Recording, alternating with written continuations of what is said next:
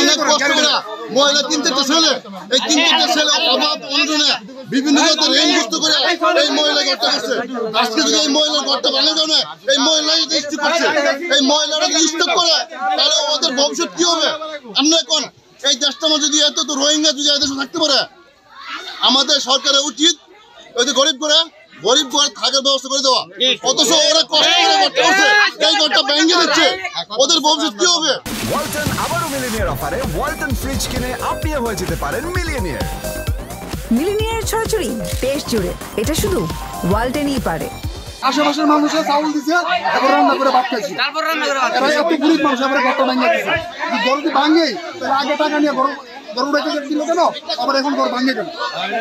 টাকা কারা ফরেস্টের লোকেরা, ফরেস্টের ডিপার্টমেন্টের লোকেরা টাকা নিচ্ছে, টাকা নিয়ে ঘর উড়াইতে দিচ্ছে, এখন আবার এরাই সে ঘর ভাঙিয়ে দিচ্ছে।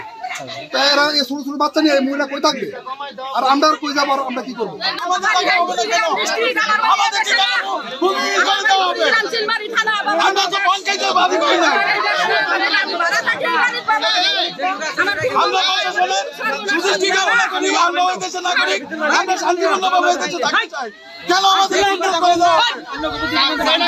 সরকারের প্রতি আমরা সন্তুষ্ট না। এই নিরীহ মানুষের যে ঘরগুলো ভাঙতেছে, আমরা সরকারের প্রতি কোনো সন্তুষ্ট না। আমরা ব্যথিত এবং দুঃখিত। কথা বলছেন, আমরা চাই অবিলম্বে সরকার এই ভাঙচুর বন্ধ রাখুক। বেতন পাই কম, সাধারণ শ্রমিক আমরা বেতন কমটাই, অল্প টাকা আমরা ভাড়া থাকি। আর ঘর ভাড়া না থাকলেও বেশি ভাড়া থাকতে হবে, আমরা অত টাকা দিতে পারবো। আমরা চাই যে এইগুলো ভাঙচুরের জন্য বন্ধ হয়, এই জন্য আমরা অনুরোধ করছি।